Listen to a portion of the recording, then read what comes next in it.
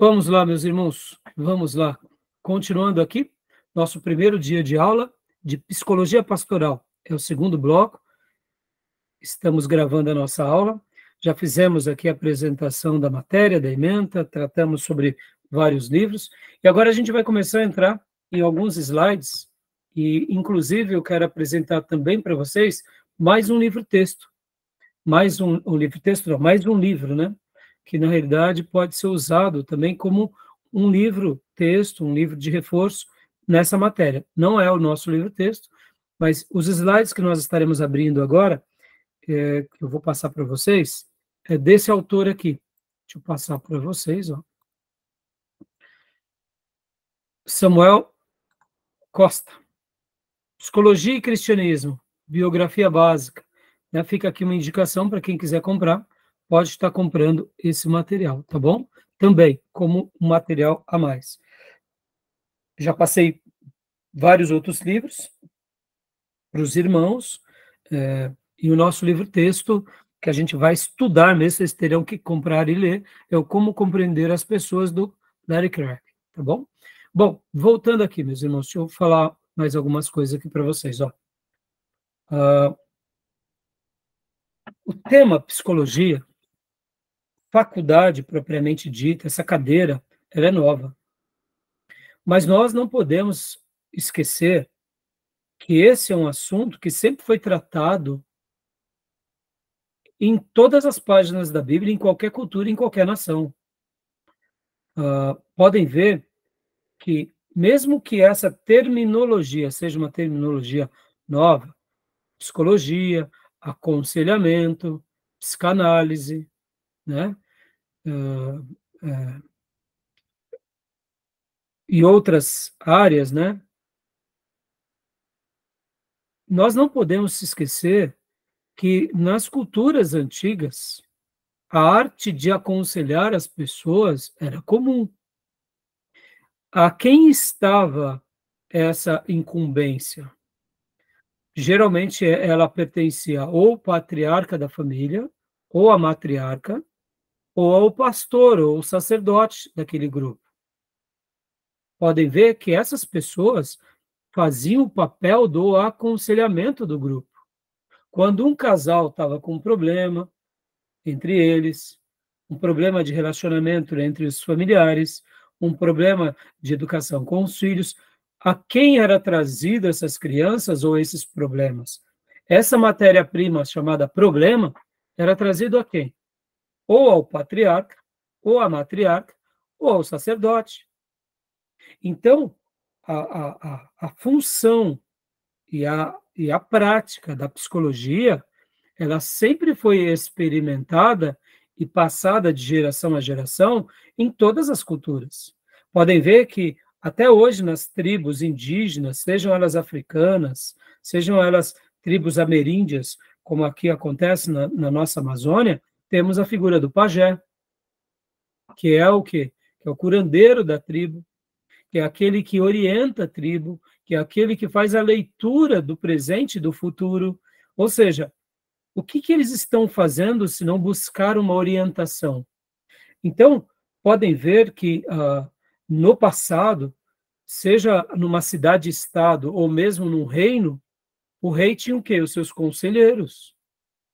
Os conselheiros não era só para as questões da guerra, era para as questões do dia a dia, dos problemas, do progresso, das tomadas de decisões. Ou seja, a arte de se aconselhar sempre foi muito presente. Isso foi se perdendo depois da industrialização, depois da era moderna, em que as pessoas saem do campo, daquela vida campesina, e agora elas vão para as cidades, e nas cidades e nas indústrias, eles acabam perdendo o quê? Um pouco dessa proximidade relacional. Porque agora eles têm o quê? Que pegar um dia de trabalho muito grande, muitas vezes trabalham, fazem horas extras, chegam em casa cansado, não têm uma qualidade de vida com a família, os filhos têm que estudar, horários longos de estudo, a mulher tem as tarefas do lar, logo depois da industrialização, as mulheres também vão trabalhar nas indústrias, ou seja, a matriz família se perde muito. Logo, se perde muito aquela comunhão. Na antiguidade, vocês vão lembrar que, por exemplo, toda cidade ela tinha ali a igreja, na praça central da cidade, tinha a delegacia, tinha a prefeitura. Uma vez por semana, todos os moradores da cidade iam para a missa ou para o culto, e assim eles tinham um relacionamento, eles conviviam entre eles. No final do dia, eles não tinham televisão, não tinham rádio, eles iam conversar. Podem ver que nessas interações sociais havia o aconselhamento direto ou indireto, havia o relacionamento. E com a criação das metrópoles, megalópolis e tantas cidades e megacidades, a gente perde essa interação. Naturalmente, quando a gente perde essa interação, essa outra área, que é a área que a gente vai sendo cuidado, a gente vai perdendo. E por isso que também depois que foi sendo criado, né, por meio dos estudos, essa faculdade mais voltada ao aconselhamento, à terapia, à instrução, foi se abrindo, né, de uma forma ou de outra, um meio para que essas pessoas de cidades pudessem agora ter o quê? Ali os seus momentos de terapia. Só para eu fechar esse ponto, para a gente ir para o slide. A igreja, irmãos, guardem isso, ela sempre foi um lugar terapêutico. A igreja, na sua prática, desde os dias apostólicos, ou mesmo antes dos dias apostólicos, a congregação dos santos, ir ao templo, adorar a Deus, buscar a Deus, sempre foi uma atitude terapêutica. Porque ali a gente ouve o aconselhamento do sacerdote, do levita, recebe a oração. Vocês vão lembrar que mesmo nos dias do tabernáculo, quando Ana ia orar a Deus, nos dias lá que o tabernáculo estava em Siló, e que o sumo sacerdote era Eli, o que Ana fez no tabernáculo depois de tanta humilhação? Ela tinha uma crise, ela tinha uma pendência muito grande, porque ela não conseguia ser mãe, ela não podia gerar filho para o seu marido Eucana. O que ela fez quando ela chega lá na casa de Deus, no tabernáculo? Depois de ser humilhado por Penina, que era outra esposa de Eucana, ela chora. A igreja, por meio de toda a sua interação, seja no tabernáculo, no templo, na sinagoga ou mesmo na igreja, ela sempre foi terapêutica. O que é chorarmos aos pés de Jesus, se não uma cura da alma também?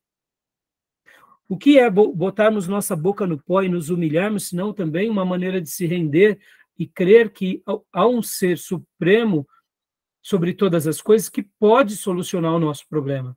O momento que falamos a Deus em oração, mesmo que seja algo em primeiro lugar espiritual, também é terapêutico, porque você abre a boca, se confessa, você fala. No momento que você ora falando das suas mazelas, é um momento de terapia. No momento que você vai pedir oração para um amigo, para um pastor, para um conselheiro, para um líder, ele fala, ora por mim, você já está, sem perceber, é um momento terapêutico. Quer ver uma outra coisa linda, irmãos?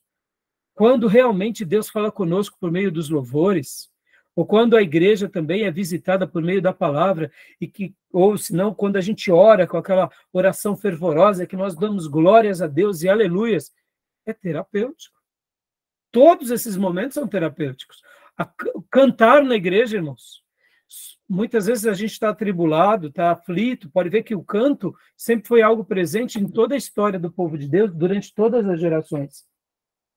Então, o canto nada mais é, nada menos é do que uma expressão de adoração, mas também era terapêutico.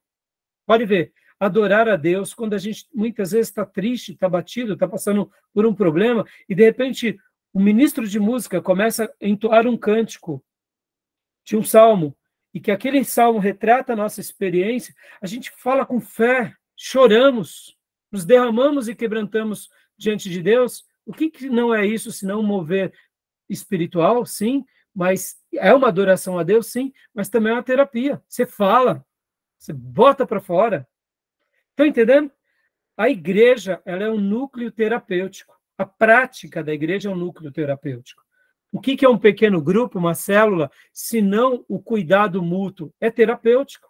Percebam que quando Deus cria o projeto Redenção, dentro de todas as curas, tem uma cura indireta que é por meio daqueles que nos aconselham, por meio daqueles que cuidam da nossa alma. Podem ver que um dos nomes do Espírito Santo é conselheiro, é consolador. E Jesus também recebe esse nome como consolador ou como conselheiro. Percebam que tudo isso é Deus cuidando de nós o tempo todo. Então, mesmo que essa faculdade seja nova, a prática não é nova. Pelo contrário, eu diria que o povo antigo, por causa da sua interação social e da maneira em que eles viviam, eles tinham até mais saúde emocional do que nós. Porque todos os dias, no final dos dias, eles tinham que parar quando o sol se colocava, tinham que se ir para suas casas, ali no ambiente à vela das suas famílias, comiam, conversavam e iam dormir, fazendo com que todo ciclo cadiano funcione bem. Porque eu não sei se vocês sabem que nem, por exemplo, o nosso horário agora, quase 10 horas da noite. Na antiguidade isso não era saudável. Já o horário já da gente estar dormindo, né? Pode ver que o fenômeno da descoberta da energia facilitou muita coisa, mas dificultou muitas outras, porque a gente acaba não tendo um respeito sobre essa questão do nosso sistema com relação ao relógio que deveríamos funcionar. Pode ver que os animais, eles, no momento em que as luzes, sol se põe, eles vão dormir. No momento que o sol sai, eles começam as suas atividades, né? Claro, tem espécies que caçam de noite, mas aí já é outra história. O que eu quero dizer com isso? O ser humano, até essa questão de você respeitar esses ciclos, isso gera saúde.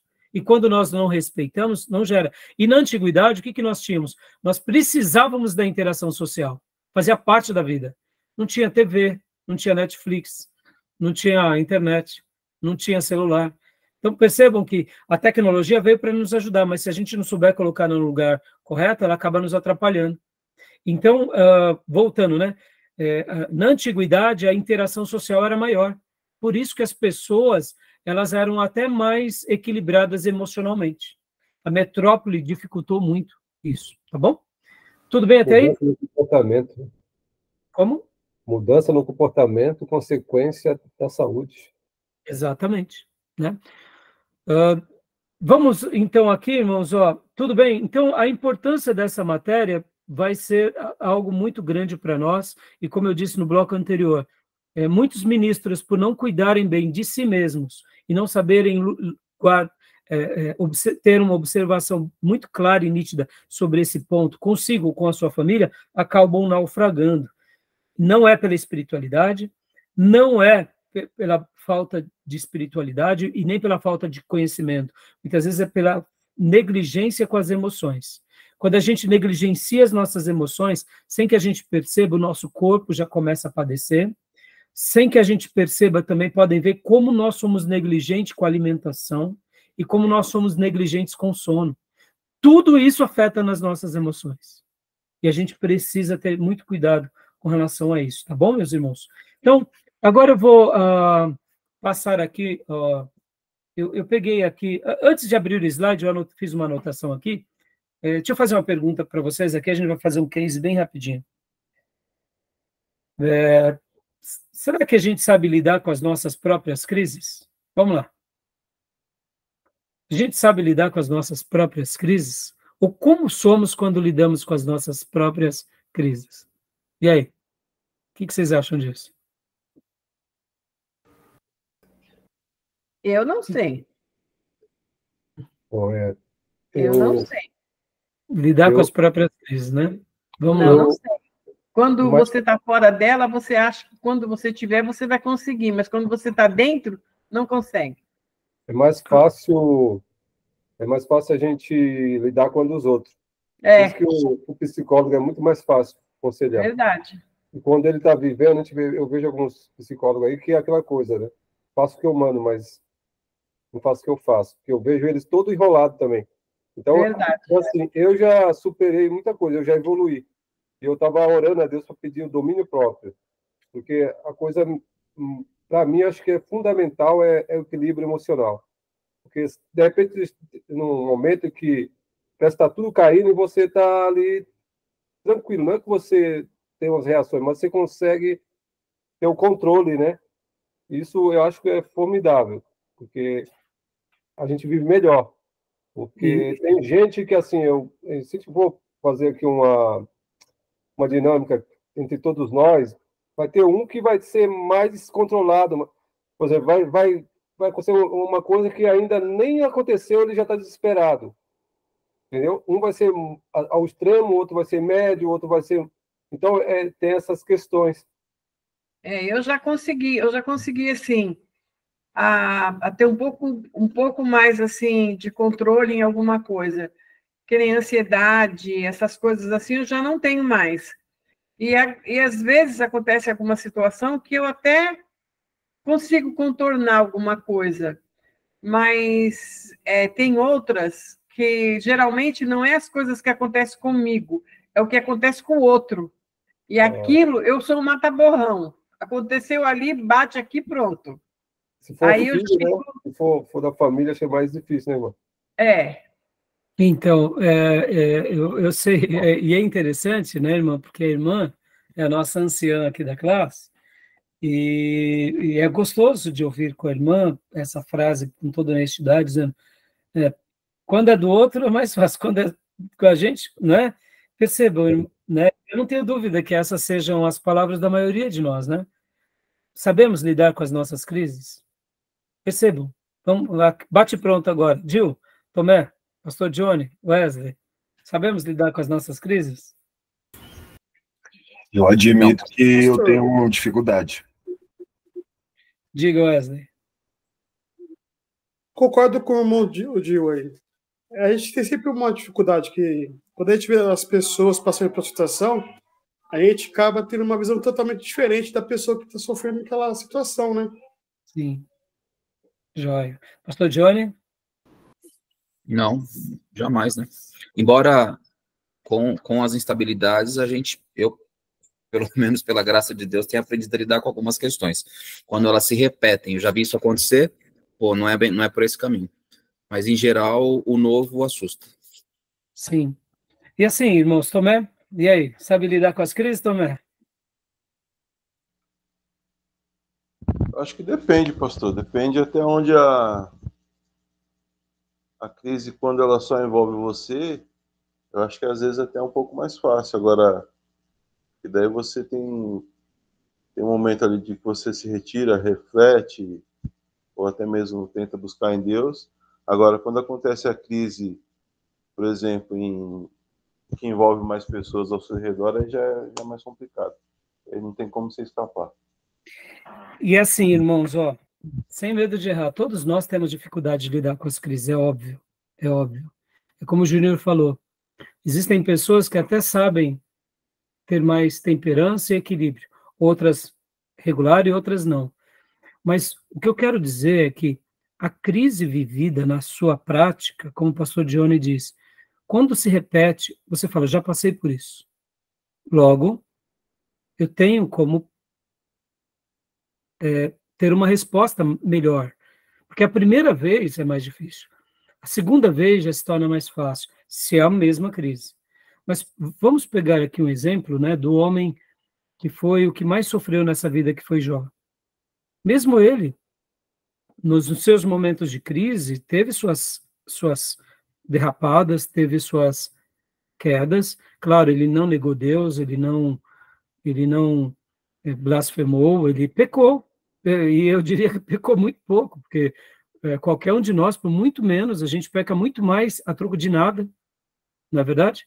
Quantas vezes a gente está, muitas vezes, assim, destemperado por uma questão que não precisaria, né?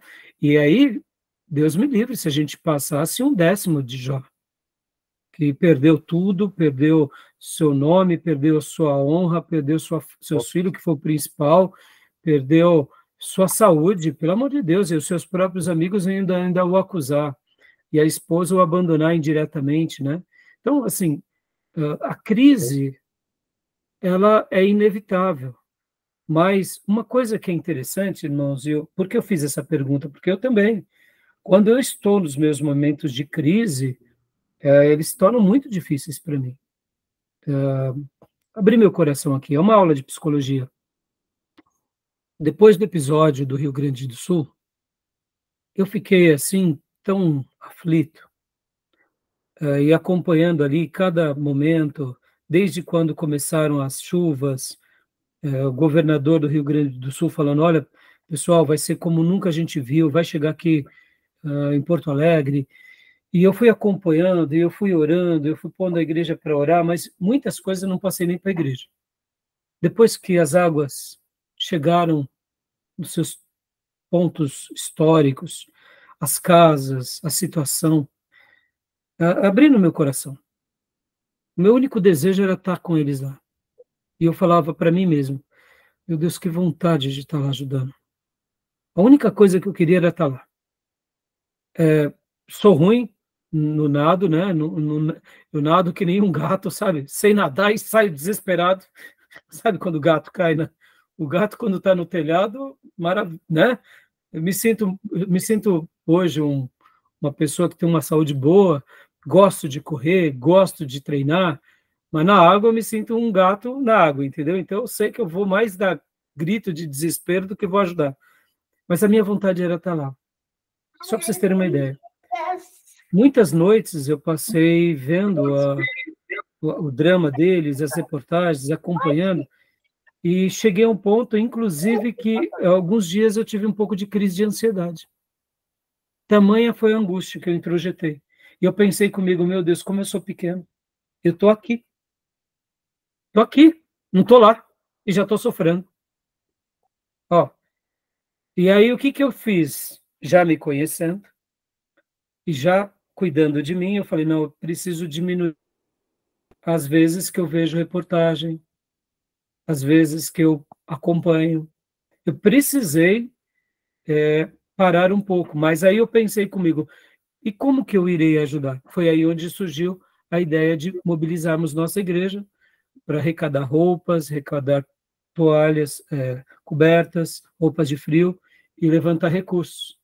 Eu pensei comigo, eu sou fraco, isso está me afetando emocionalmente, mas a minha mente, o meu espírito não são fracos, então eu preciso tirar um pouco a minha atenção disso, no que se diz respeito aos acontecimentos diários, mas eu posso mobilizar o meu rebanho e amigos para socorrer eles. É o que a gente tem feito. E essa é a maneira em que eu estou lidando nessa situação. Perceba, estou colocando agora algo recente, porque ainda eles estão no problema. Mas, ao mesmo tempo, como eu disse para vocês, no começo o meu desejo era estar lá entre eles, tirando as pessoas das casas, levando para abrigos, socorrendo de uma forma ou de outra. E eu dizia para mim, mas eu não posso fazer isso, eu tenho minha família para cuidar aqui, eu tenho a igreja para cuidar e eu tenho os alunos para cuidar do seminário. Mas o meu coração queria isso e quer isso. Mas, ao mesmo tempo, diante de tanta preocupação e oração e até sofrimento baseado na compaixão com eles, eu comecei a sofrer e criei até essas crises de ansiedade.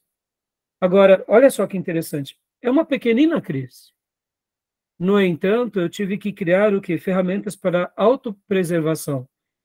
Então, eu tirei um pouco da atenção no sentido de noticiário para poder ter energia para poder levantar recursos para eles. E é isso que eu estou fazendo. Olha só, que interessante. Mas por que eu estou falando isso, dando meu exemplo? Porque a conclusão que eu cheguei, olha como eu sou pequeno, como eu sou limitado. Eu já estou tendo crises sem estar lá. Imagina se eu estivesse lá. Talvez eu mais atrapalharia do que ajudaria. Percebam? Conhecer isso é importante. Ou seja, eu estou citando uma questão, porque, de fato, irmãos, quando a gente está na crise, a gente muitas vezes acha que a gente vai ter ferramentas para lidar, mas muitas vezes a gente não tem. Ou seja, e por que, como o Júnior disse, um psicólogo, muitas vezes, ele é aquele que dá boas receitas, mas faço o que eu te digo, mas não faço o que eu faço. Por que até um psicólogo se pede? Porque, irmãos, aqui nós todos nos nivelamos, somos seres humanos. E um pastor é um ser humano. Um missionário é um ser humano. E eles acham, porque agora eles estão trabalhando numa demanda espiritual, que eles deixam de ser humano. Estão entendendo? Então percebam como essa matéria nos resgata esse lado da humanidade, ao ponto que a gente aprende a respeitar um pouco esse lado nosso. E essa arte de se conhecer é uma pérola, tá bom? Então, deixa eu até contar lembra que eu falei para vocês há pouco que eu ia falar um testemunho de um pastor que, quando ele estava numa crise, o pastor Bill Hybels contou uma história muito interessante, irmãos, que ele estava almoçando com um pastor, e esse pastor tinha cometido uns pecados horrorosos. E ali o pastor estava ali se abrindo com o Bill no almoço, e o pastor Bill Hybels perguntou para ele: meu querido, o que te levou a fazer isso? Por que você abandonou o ministério? Se eu não me engano, eu não me recordo agora o que ele tinha feito exatamente, mas eu acho que ele tinha tido um caso extraconjugal. Ou seja, ele adulterou e acabou com o seu chamado, acabou com o seu ministério, acabou com tudo. E esse pastor, ele disse assim, sabe, o pastor Bill, o que aconteceu? Eu, vivendo do tempo integral, eu tinha muitas pressões da igreja. E por ser um assalariado da igreja, as pessoas me colocavam sob muita pressão. E eu fiquei vivendo nessa pressão o tempo todo, e eu não soube dizer não. Olha, guardem isso, irmão, saber dizer não, hein? Ou reconhecer os seus limites. Porque o limite de cada um muda. Cada um tem uma resistência. Não é porque o pastor A prega 10 sermãos por semana que o B tem que pregar 10 sermãos. Cada pessoa tem as suas áreas de atuação, tem as suas energias ou a ausência delas. E esse pastor, ele foi tendo muitas pressões no ministério, e guardem isso, irmãos, o ministério vai nos dar pressões. O ministério é desgastante. Ora por causa das trevas, ora por causa da própria imaturidade dos irmãos, e ora por causa da própria cobrança nossa mesma. Ou seja, o ministério é espinhoso. E se a gente não souber lidar com essas cobranças, se a gente não souber lidar com essas pressões, a gente vai começar a viver momentos de crise, e quando a gente for ver, a gente se torna um profissional da fé, que perde o brilho. E, irmãos, não tem coisa mais horrorosa da vida do que a gente perder o brilho espiritual. E aí a gente, muitas vezes, pode começar a naufragar só de estar vivendo assim. Porque quando você perde o brilho espiritual, você perde até aquela paixão de viver, de sonhar. Você vai fazendo tudo no automático. E muitas vezes, como nós somos seres humanos que precisamos fazer alguma coisa para nos dar alegria ou prazer, percebam que a vida espiritual ela é prazerosa. E se a gente perde a vida espiritual com intensidade, a gente vai buscar prazeres em outras coisas. Foi o caso desse pastor. Começou a flertar com um novo relacionamento, quando foi ver, tinha acabado com sua vida e com seu ministério. Por quê? Porque ele não soube dizer não. A culpa é da tentação? A culpa é dele próprio. A culpa é dos irmãos que colocaram pressão? A culpa é dele próprio. Os irmãos podem ter a sua parcela de culpa? Pode. Mas guardem essa frase, irmãos. Ninguém pode acabar com a nossa vida a não ser nós mesmos. Amém? Amém, meus irmãos? Por isso que o autocuidado é fundamental. A gente não pode perder isso. Vamos lá. A vida vai te pôr pressão, a igreja vai te pôr pressão, a família vai te pôr pressão, mas nós não podemos deixar com que essas coisas ditem o tom da nossa vida. A gente tem que cuidar da nossa alma, saber que Deus deve ser aquele que conduz a nossa alma em todas as coisas, e a gente não pode se permitir com que essas coisas sejam maiores do que a nossa liberdade em cuidar da nossa vida, tá bom? Tudo bem até aí, meus irmãos? E respondendo para todos vocês, as crises realmente nós sabemos lidar em parte. É claro que uma crise nova a gente não sabe. E para eu concluir essa parte, para a gente ir para os slides, o nosso ministério, a nossa vida, a nossa família, ou seja, a nossa própria vida, vai ser um grande laboratório de Deus para nos saber treinar em cada crise. Então, glorifique a Deus, porque a sua vida, a sua experiência, o seu casamento, seu ministério, serão os laboratórios de Deus para nos ensinar nas crises. Tá bom? Ou seja, até disso vocês vão estar olhando, eu diria, com um viés mais, eu não digo romântico, mas melhor, porque quando a gente sabe lidar com as crises, ou pelo menos a gente aprende com elas, a gente vai ser, assim, eu diria, muito... A crise não vai ser algo ruim no primeiro momento. Ela vai ser difícil, como sempre. Mas quando a gente tem essa visão, a crise a gente vai entender que é um laboratório de Deus para o nosso crescimento. Tá bom? Beleza, meus irmãos? Tudo bem? Querem fazer mais algum comentário? Deu horário já? No módulo? Eu acho que não. Não, Júnior, ainda não. Ainda não. Ainda não. Tá bom? Meus irmãos, então eu vou agora passar aqui para vocês aqui um material. Eu quero abrir aqui com vocês, ó, do mesmo livro do texto que eu recomendei há pouco, né? Deixa eu ver aqui. Aqui, isso. Ó. Quero compartilhar aqui. Do Samuel da Silva Costa. Eu não conheço pessoalmente, eu só troquei e-mail com ele e conversei um pouco com ele, né? Mas é um material bom, então eu quero estar passando que esse material é um suprassumo do que ele trata no livro, e aqui eu recomendo que os irmãos comprem um livro, tá bom? Vamos lá, Psicologia e Cristianismo, irmãos. Né? Aqui, agora, vamos fazer um apanhado sobre a psicologia geral, tá bom?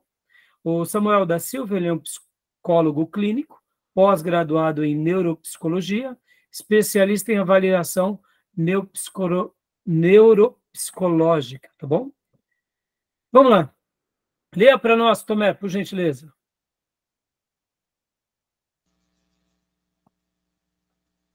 Bíblia Sagrada é a palavra de Deus, excelente fonte de pesquisa, livro sagrado das religiões cristãs.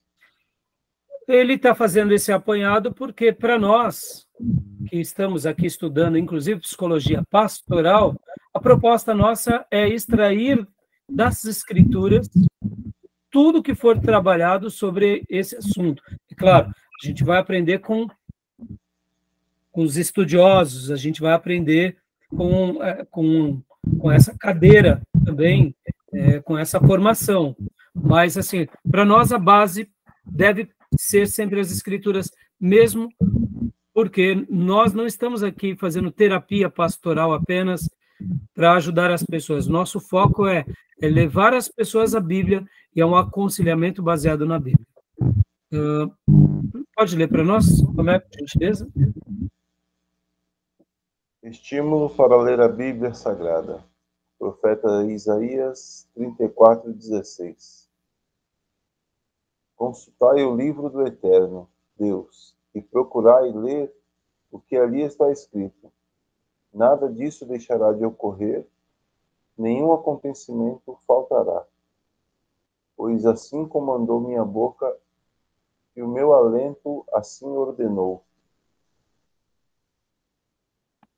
Pode continuar lendo? João 5:39. Examinai as Escrituras, Bíblia Sagrada, porque julgai ter nelas a vida eterna, e são elas mesmas que testificam de mim. Mostrando, né, a importância da Bíblia Sagrada, né? Aqui, esse texto, eu não sei qual é a versão que ele usou, mas o Isaías 34:16, na interlinear, diz: buscai no livro do Senhor e lede. Nenhuma destas criaturas falhará. Nenhuma nem outra faltará. Porque a boca do Senhor o ordenou, e o seu Espírito mesmo as ajudará. Tá bom? Examinai as Escrituras, é um texto bem citado, né? Outros textos aqui, né? Pode ler para nós? Esse texto de 2 Timóteo, Tomé. Toda a Escritura é divinamente inspirada e proveitosa para ensinar, para redarguir, para corrigir, para instruir em justiça, para que o homem de Deus seja perfeito e perfeitamente instruído para toda boa obra. Textos bem conhecidos por nós e citados, mostrando a importância da Bíblia. Agora aqui, o professor ele vai falar sobre essa carta de Jacob Freud ao seu filho Freud. Olha só, deixa eu fazer até um comentário aqui para vocês, meus irmãos. Olha só que interessante. A psicologia ela tem duas fases. Ela tem a fase antes de Freud e depois de Freud. Sigmund Freud, ele foi, eu diria, uma pessoa muito importante para a área da psicologia com aquilo que ele cria, que é chamado a psicanálise. A psicanálise está dentro da psicologia. E por que ele é tão importante, irmãos? Porque mesmo que essa matéria já estava sendo estudada, já estava sendo avaliada, ele tem uma abordagem diferente das outras abordagens. Como eu disse no primeiro módulo, Freud ele vai olhar para a formação do ser humano. E ele pega, então, os seus clientes, né, no caso, que seriam as pessoas que ele atende e as suas pesquisas, e ele começa a fazer assim estudos e desenvolvimentos em pessoas a partir da história da pessoa. Então, é uma abordagem diferenciada.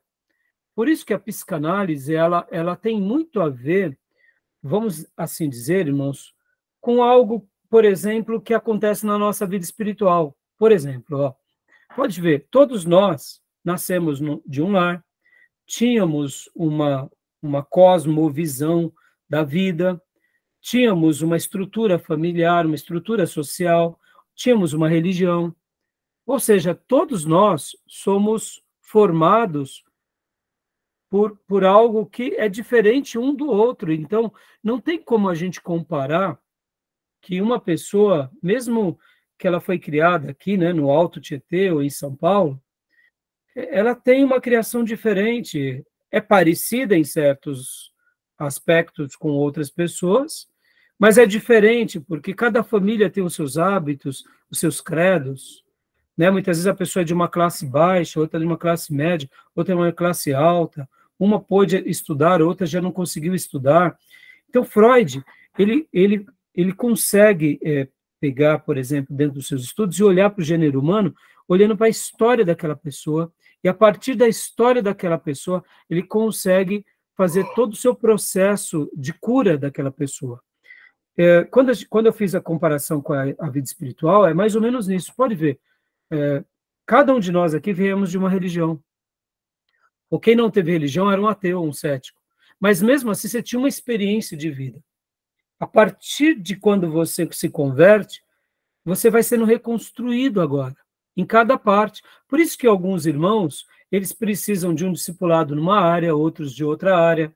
Aquilo que um rompe com facilidade numa área, outros não rompem. Que cada um tem uma história, cada um tem um ponto fraco, cada um tem uma mazela. E dentro da psicanálise, a abordagem dele é essa abordagem.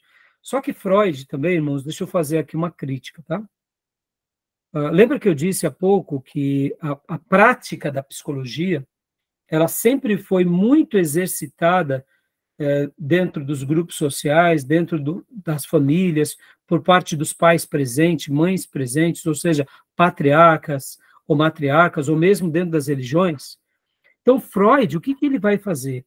Ele vai cientificar tudo aquilo que acontece num gabinete pastoral ou numa prática religiosa.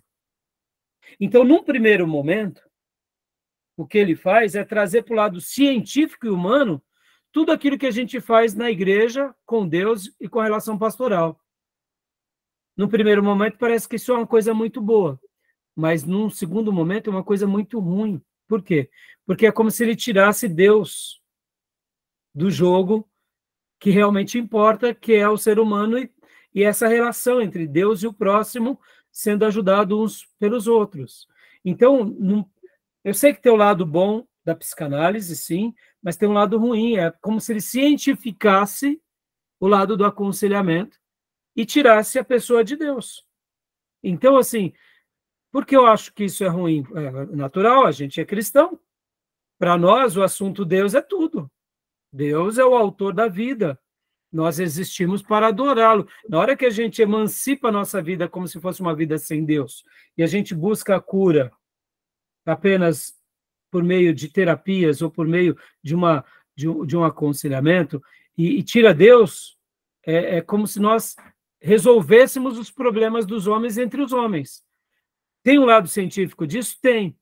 mas eu acho que a gente acaba perdendo muito, entendeu? Então fica aqui uma fala, né? A gente, durante o curso, eu vou estar fazendo mais algumas afirmações sobre Freud, né? E aí a gente vai estar falando um pouco mais sobre ele.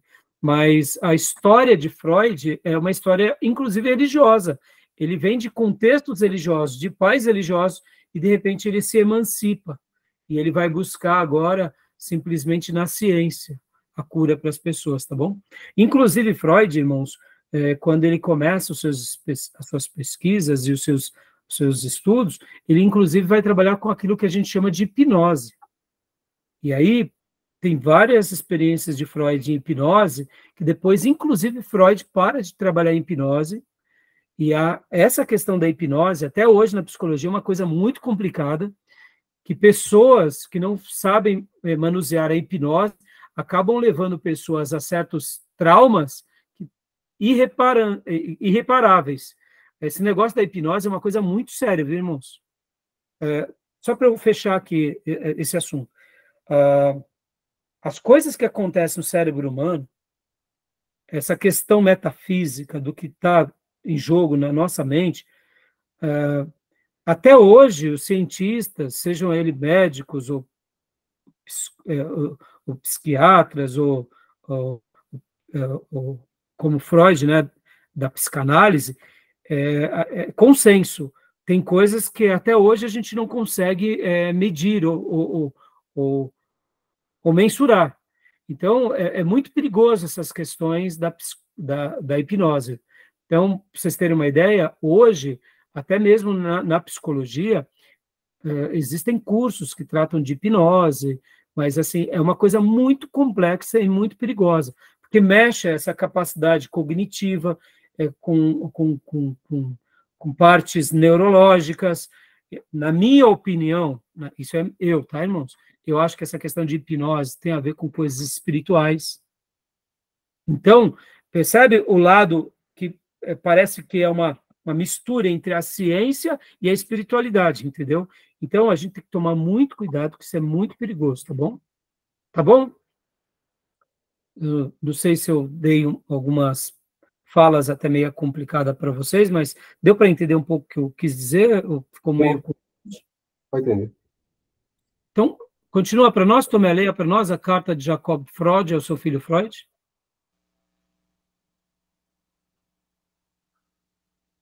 No seu 35º aniversário, Sigmund Freud ganhou de seu pai, Jacob Freud, a Bíblia da família, e junto com ela uma carta.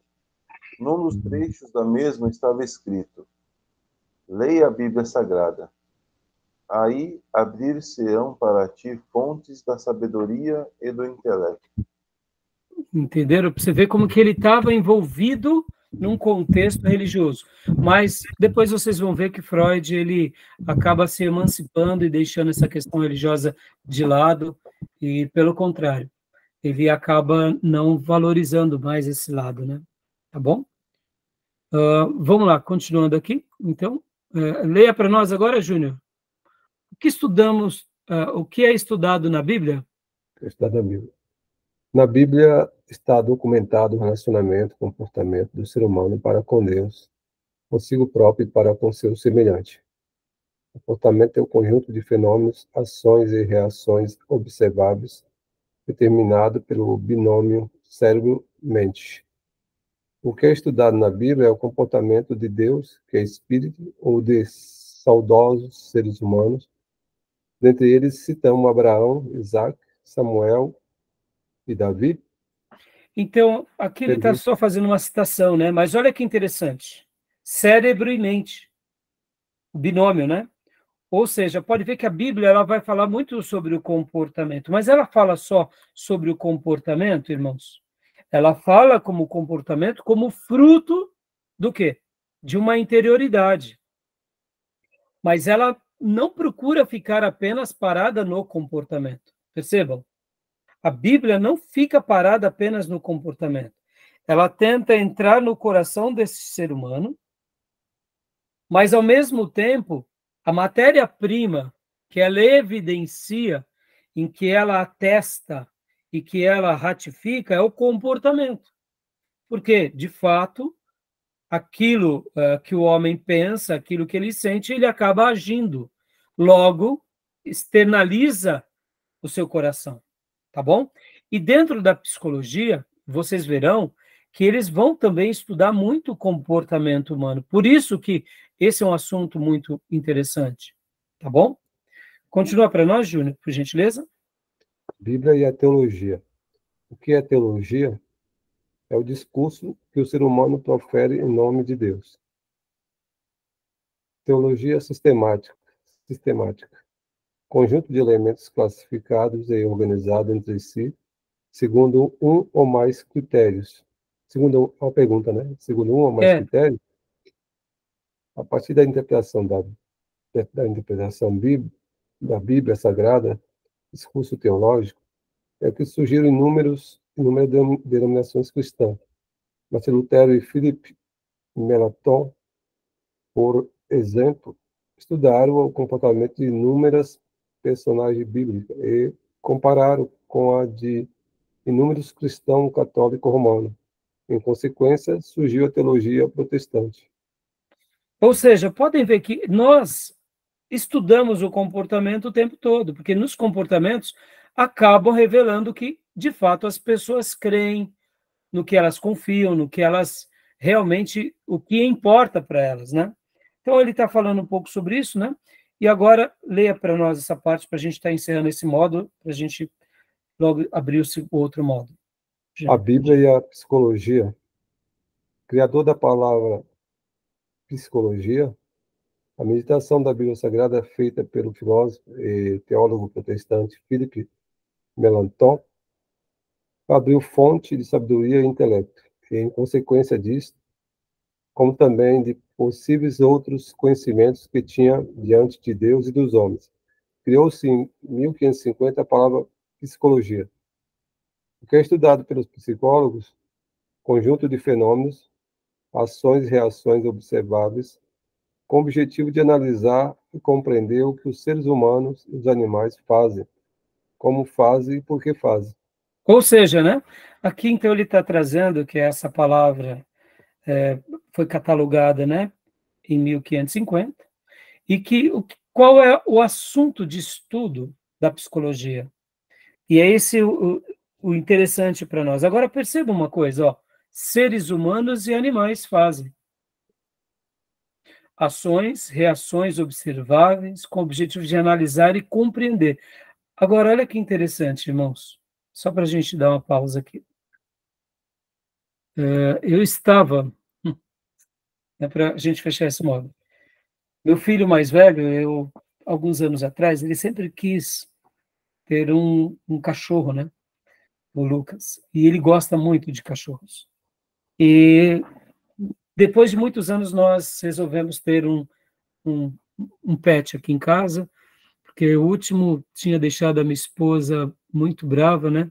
Ela tinha aqueles pets dentro de casa, e a minha esposa, como psicóloga, quase que mata o cachorro, porque o cachorro foi mudando seus comportamentos, ela não sabia como lidar com o cachorro, e ela chegou a um ponto de exaustão com o cachorro, assim, absurdo.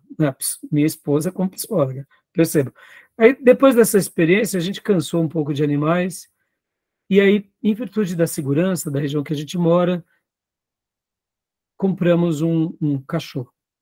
E aí nós temos, hoje, nós tínhamos duas, né? Mas nós tínhamos comprado aquela pastor belga Malinois, que é o cachorro da polícia, cachorro do exército. E aí meu filho, logo, quando compramos esse cachorro para ele, né? Era uma cadela, ele foi fazer o treinamento de cão de guarda com um rapaz lá do canil. Olha que interessante, irmãos. Ali, estudando com o Souza, ele me ensinou tantas coisas. O Souza, a gente chama de cachorreiro, né? O que é um cachorreiro? É adestrador de cachorros. Ele é do Canil Bragança Souza, aqui em Itaquá. Então, é um professor que tem ele consegue ler o cachorro. E o cão de guarda, diferente de um pet, ele é uma arma, né, irmãos? O cão de guarda, pastor alemão, belga malinois, Rottweiler, são cachorros de cães de guarda. Então, se nós não tivermos um cuidado, né, a gente se prejudica e prejudica os outros. E então meu filho foi fazer um treinamento e a gente sempre ia lá, e para mim era um passeio, porque esse Souza, ele tem uma linguagem, e ele dizia assim para nós: quando o cachorro está bravo, ele demonstra que está bravo. E o ser humano, quando está bravo, demonstra? Nem sempre, né? Nem sei. Se o cachorro gosta, o que ele faz do ser humano? Ele abana o rabo. E o ser humano, se gosta, muitas vezes não demonstra. Então, eu aprendi tantas coisas com relação ao comportamento humano, porque o Souza mesmo dizia, ele falava assim, perceba, o cachorro ou o animal, ele expressa os seus sentimentos. Por exemplo, no mundo animal, quando, por exemplo, né, um gorila olha nos olhos de um leão, eles estão chamando para o confronto. E entre as próprias espécies, quando o dominante está bravo e olha nos olhos dos outros animais, os que não são dominantes, eles abaixam a cabeça. Então perceba que, e aí ele me ensinou tantas coisas, irmãos, assim, absurdas. Por quê? Porque o animal, ele tem comportamentos previsíveis, ele expressa, é que nós não fomos treinados na arte de lê-lo. Pode ver que nós que somos de metrópole, não andamos a cavalo, não convivemos com animais. Mal a gente sabe educar os nossos pets. Então, durante aqueles treinamentos ali com Souza, eu lembro que ele falava certas coisas que só por causa das aulas dele eu aprendi até a lidar com certos irmãos da igreja. Por incrível que pareça. Ele falava assim, sabe aquela pessoa que chega no ambiente falando energia? O Souza trabalhava muito com essa questão da energia, não mística, mas a energia comportamental. Então, a psicologia, nada mais, nada menos do que a gente vai fazer, o que é um conjunto, o que é estudado pelos psicólogos, né? Como estava aqui nesse último slide. Olha só. O que é estudado pelos psicólogos? Um conjunto de fenômenos, ações e reações observáveis, com o objetivo de analisar e compreender o que os seres humanos e os animais fazem, como fazem e por que fazem. Irmãos, é incrível. Depois que eu aprendi com o Souza várias coisas, eu confesso para vocês que até o pastorado ficou mais tranquilo. Porque tem vezes que a pessoa está dizendo uma coisa, mas o comportamento da pessoa é outra. Então, né, eu vou parar aqui essa gravação, a gente vai para o último bloco, mas é interessante. Tudo isso tem a ver com o estudo da psicologia, tá bom? Tudo bem? Alguma pergunta? Alguma fala? Alguma dúvida? Tranquilo. Tranquilo? Então, vou parar aqui nossa gravação, tá bom, meus irmãos?